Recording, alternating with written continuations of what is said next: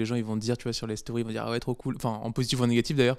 Est-ce que tu te dis je lis, mais genre ça m'affecte pas trop, ou est-ce que tu te dis je lis pas du tout et juste je publie et voilà, j'envoie et c'est tout, tu vois? Je lis tout. Je lis tout. Donc oui, je lis. Ouais, tout. Je vois tous les commentaires.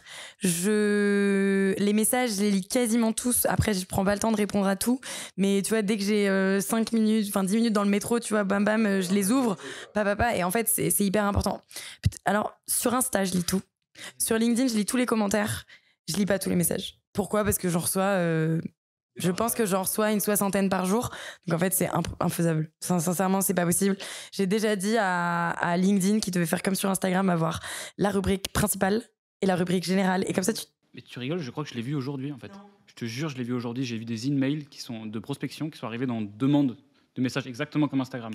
Je te jure. LinkedIn nous a écoutés. Voilà, je te jure. Mais je sais pas si c'est en bêta ou quoi, si on l'a eu, mais non, mais c'est vrai. Écoute, ce serait la folie. Parce que moi, je n'arrive pas à m'en sortir dans cette boîte de réception LinkedIn. Et il faudrait des petits dossiers comme sur tes mails. Enfin bref, du coup, ouais, je lis tout. Et alors, est-ce que ça m'atteint ? Au début, en fait, et c'est aussi pour ça que j'avais pris Jean-Philippe Detender, ce coach, c'est qu'en fait, le moindre message négatif m'atteignait énormément. La moindre personne qui m'a dit ton déo il est pas efficace, je l'aime pas, quand on a lancé notre premier déo qui était notre première version de déo, ça m'a vraiment affecté de ouf et je le prenais comme si on me critiquait moi, tu vois, comme si on me disait t'es... Puis tu dis ça remet en cause la boîte si les produits sont pas kiffés et tout, ouais. Et en fait j'ai appris, Jean-Philippe m'a appris beaucoup de choses. Déjà, il m'a appris à faire la part des choses entre les critiques négatives. T'as des critiques négatives qui sont des critiques constructives, de gens qui vont dire ton déo il est pas efficace, il marche pas sur moi, je l'aime pas. Ouais, c'est constructif, ça veut dire c'est ta V1, elle est pas bonne, tu peux mieux faire.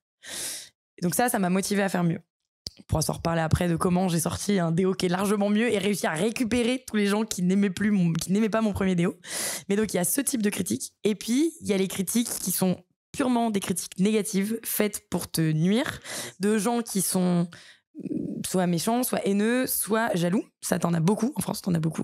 En fait, ils voient juste le succès. En vrai, je suis sûre que vous en avez déjà eu clairement sur vos vidéos. J'aurais bien demandé, en vrai, c'est quoi le pire truc que vous ayez reçu, tu vois ? Les gens qui partagent un petit peu, je pense, Mathieu, tu rentres dedans. Ah, le truc sur les commentaires ? Ouais, commentaires, messages, les pires trucs qu'on vous ait dit. Il y a eu le truc avec Oussama Mar où c'était les 3 suceurs et Ah ouais. Lui il était trop fort. On a reçu Oussama, il a dit c'était quoi, c'est 3 suceurs et le... Et les escrocs, je sais plus quoi, ou un truc dans le genre... C'est hyper drôle. Les gens sont fous. Et ben moi, c'est pas sur LinkedIn, malgré mon autre prédilection, c'est sur Twitter. Je me suis mis à Twitter récemment. Mais Twitter, c'est ah non, mais c'est la jungle. Tu l'as cherché un peu. Non, mais oui, c'est la jungle. Et ben, je vous épargne parce que sinon on va se faire censurer par YouTube. Donc, On peut mettre des bips pour que le public l'entende. Non, mais famille, tout y passe. Limite menace de mort, enfin tout. Les gens sont fous. Hein. Ah mais non, mais le mec pète un câble. Ouais. Et sur Twitter, il y a une impunité. C'est vrai au trash talk et à l'insulte, c'est dingue. C'est-à-dire que le seul mal que t'aies fait, c'est de partir du contenu gratuitement. Tu ne m'aimes pas, tu te désabonnes. Il n'y a pas de problème, je t'en veux pas. Pourquoi tu m'insultes ma mère ? Pourquoi tu fais ça ? Elle n'a rien fait. Et c'est en plus sur un truc où je partageais, bon c'était un peu putaclic, mais je partageais un doc contre un retweet. Et le mec, je lui envoie, et le mec, sa réponse, c'est une énorme insulte, tu vois. C'était très drôle. C'est hyper drôle. Ça veut dire qu'il avait commenté quand même pour recevoir le truc. Il a retweeté. Je lui ai envoyé, il m'a insulté toute ma famille sur 3 générations. Oh là là. Mais quand ça touche la famille, ça fait mal. Tu vois, moi j'ai en tête à un moment, c'était pour vous raconter un des moments qui m'a fait le plus mal sur les réseaux. C'est mars 2020, c'est marrant, c'est la date du Covid. Donc déjà c'est une période pas top. C'était, on devait courir le semi-marathon de Paris, toute l'équipe respire. La veille, le samedi, il l'annule, donc tout le monde un peu en bad et tout. Et le jour du coup du semi, c'était un dimanche midi et on va bruncher avec ma famille, avec des gens de l'équipe et tout. Et puis tout d'un coup, en plein milieu du repas, je vois mon LinkedIn qui est en train de buzzer. Et je comprends pas ce qui se passe. Et en fait, c'est une nana qui a écrit un article sur LinkedIn qui critiquait la génération Z.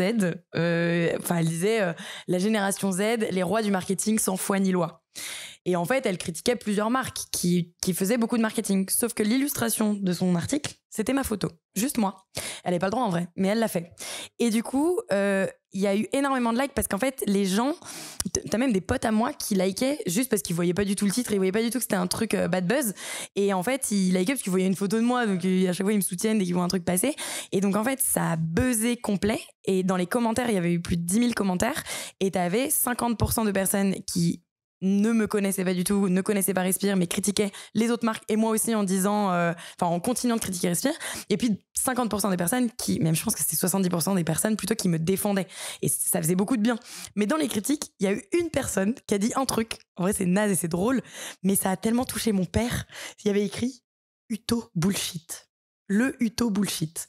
Et mon père, il a dit. Il critique notre famille. Mon nom. Il critique mon nom. Et mon père lui a répondu en commentaire. J'étais là, mais papa, ne rentre surtout pas là-dedans. Mais il était là, d'où vous vous permettez d'associer le mot merde, bullshit à mon nom? Je sais pas quoi. Enfin, ouais, ça rentre surtout pas là-dedans. Mais c'était drôle. Comment lui, ça avait envenimé le truc, alors que je vois maintenant à quel point j'ai réussi à me détacher de ces critiques-là qui sont pas des critiques constructives et tant pis. De toute façon, alors maintenant, ce que je fais, les gars, conseil pour vous, quand il y a quelqu'un qui me critique, quelqu'un qui dit que Respire, ce qu'on fait, c'est de la merde, voilà, qui critique vraiment sans connaître, je mets un commentaire et je dis, je vous invite à venir dans nos bureaux, je vais vous montrer comment ça se passe chez nous et comme ça, vous pourrez parler de ce que vous savez. Et bah, personne n'est jamais venu. Ouais. Mais à chaque fois, motus et bouche cousue, je n'ai plus jamais entendu parler d'eux. La classique. Mais ça m'a aidé. Ça fait 1 an que je fais ça. Je sens qu'il y a beaucoup moins de haine. Parce qu'ils n'ont pas du tout envie de venir me voir, en fait. Vous l'aviez lu l'article? Parce que il me semble que j'étais tombé dessus à l'époque. Parce que Kodak a été créé en avril 2020. Okay. Un mois après. On n'était pas encore trop dans la sphère LinkedIn. Et toi, du coup, c'est quoi la plus grosse sauce qu'on ait prise? La plus grosse sauce? Ouais, le pire truc, parce qu'il y en a. Manger un sushi en même temps. Vas-y, je t'en prie, Ouais, pendant il faut. que je réfléchis. Pendant que Théo réfléchit, nous, Justine, on envoie des cœurs. Moi, j'envoie un cœur. Sérieux? Ouais, je mets un cœur.